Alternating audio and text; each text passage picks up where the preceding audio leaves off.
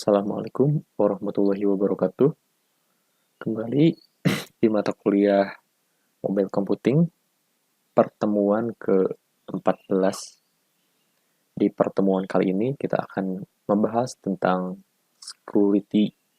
Security-nya lebih ke jaringan ya di sini.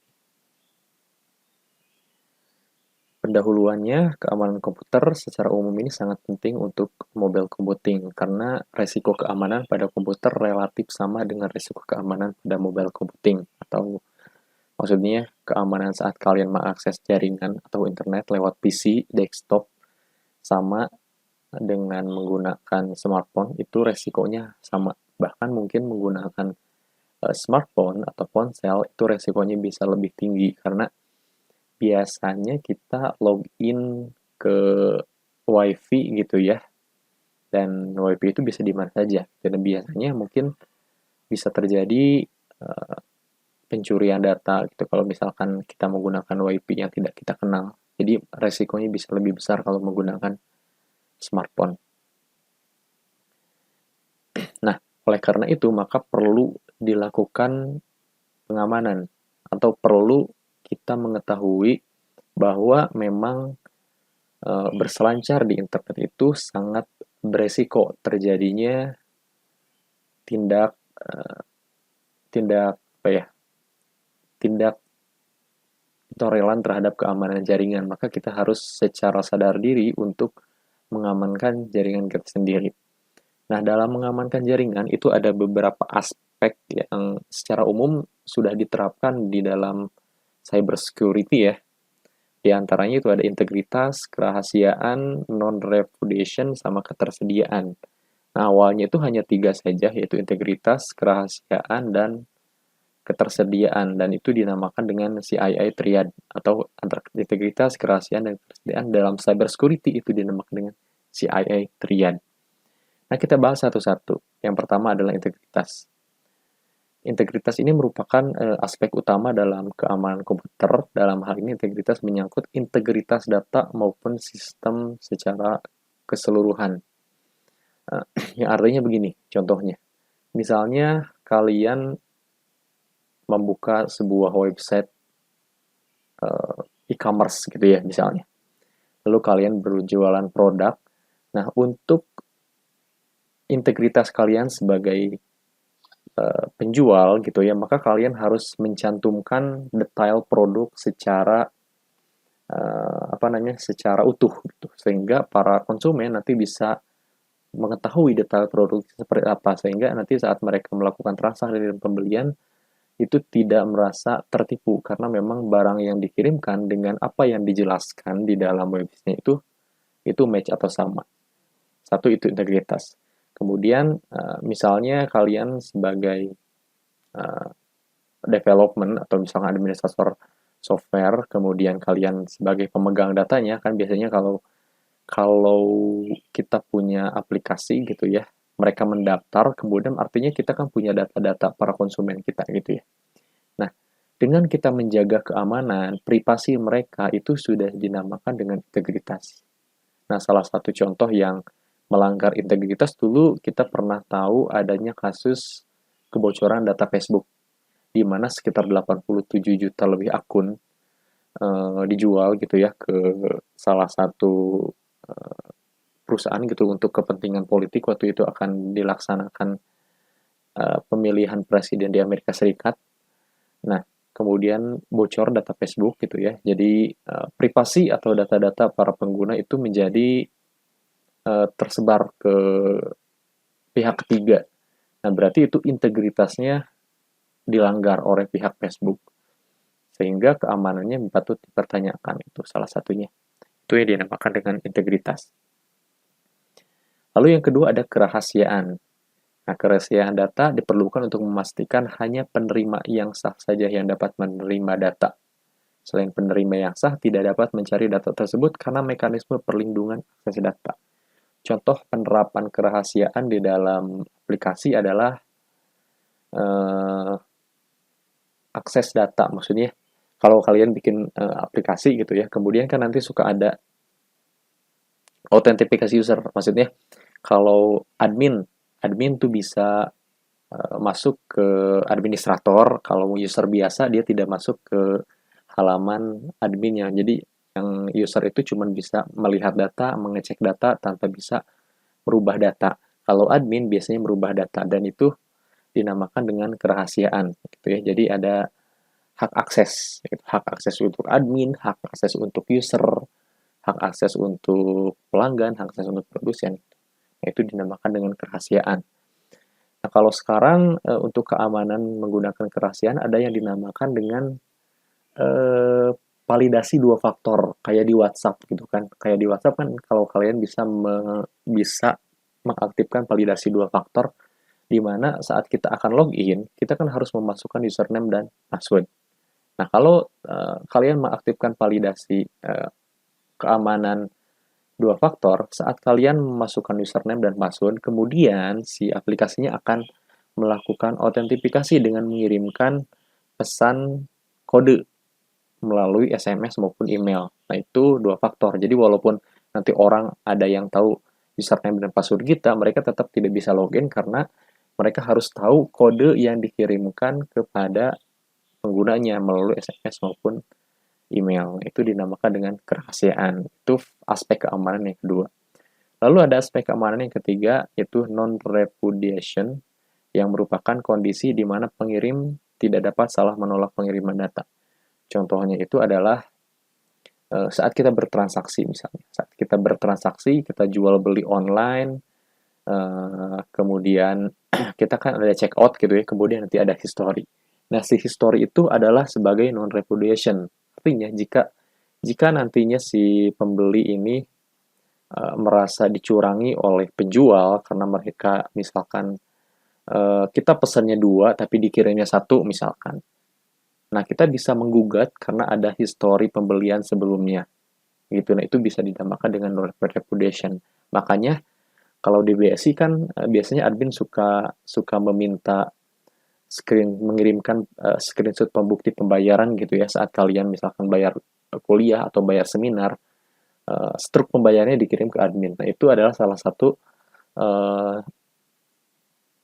aspek keamanan dari non-repudiation gitu ya. Untuk sebagai bukti kalau misalkan nanti terjadi masalah atau apapun, sudah ada bukti yang memang bisa ditunjukkan. Seperti itu. Lalu yang keempat adalah ketersediaan. Ketersediaan itu di mana kondisi pihak ketiga yang tidak memiliki hak akses tidak dapat memblokir pihak yang berhak untuk menggunakan sumber daya yang disediakan oleh pihak pertama. Ketersediaan itu misalnya contohnya adalah misalnya kalian ingin bertransaksi gitu. Kalian ingin ada di satu tempat, kemudian keluarga kalian sedang membutuhkan uang gitu ya, karena misalnya dia ada suatu masalah sehingga membutuhkan uang sangat cepat dan kalian sedang tidak punya uang cash. Jadi saat itu pun kalian bisa melakukan transfer melalui mobile banking.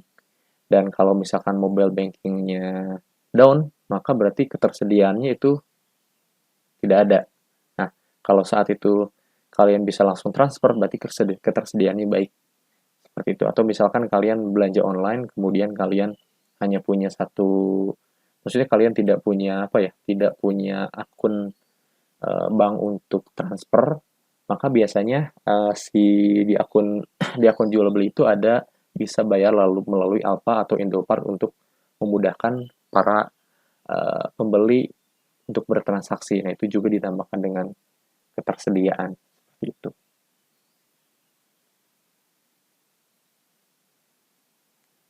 Lalu aspek-aspek dalam keamanan mobil yang pertama adalah deteksi. Deteksi itu adalah dapat atau tidaknya perangkat tersebut terdeteksi. Di satu sisi, dua perangkat wireless harus saling terdeteksi untuk dapat melakukan komunikasi.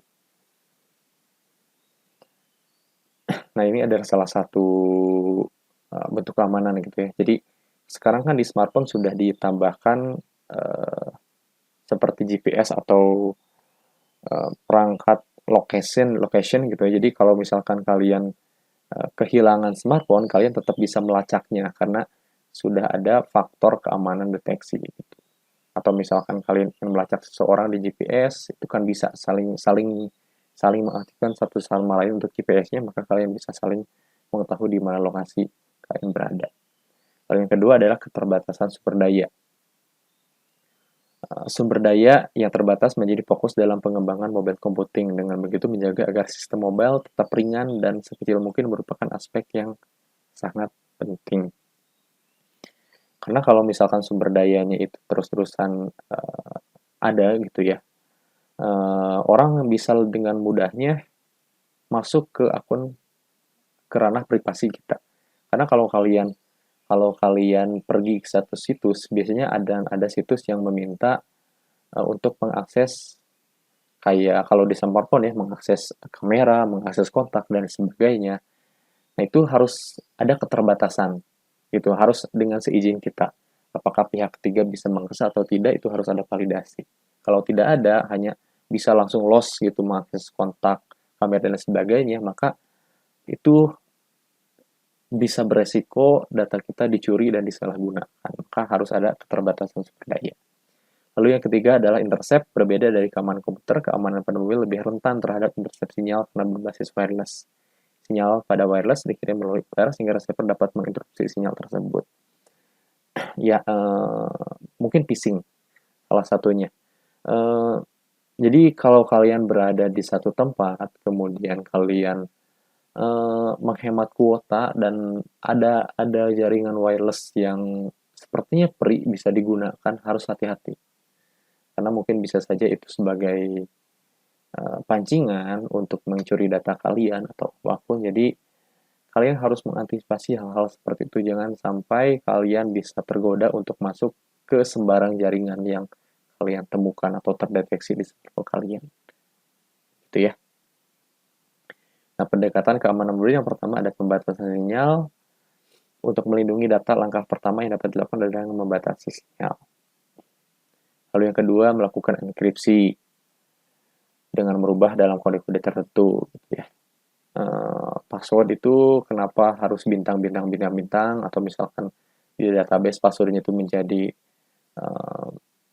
berubah gitu, yang tadinya misalkan kalian nulisnya 190123 menjadi ABCDEX970 gitu. Itu kan melakukan enkripsi atau dirubah si informasi ke dalam kode-kode tertentu sehingga orang tidak bisa dengan mudah membaca password ataupun data-data yang kita miliki. Lalu ada kode integritas untuk mendeteksi perubahan data selama pengiriman ataupun perantara. Contohnya misalkan laporan secara real time. Seperti ekspedisi, kalau kalian belanja, kemudian kan nanti suka ada laporan ya, barang sudah nyampe mana, barang sudah nyampe mana, barang sudah nyampe mana. Seperti itu adalah integritas juga. Lalu IP security untuk menyediakan keamanan untuk internet protokol. Karena kan IP itu adalah sebagai alamat kita dalam berselancar.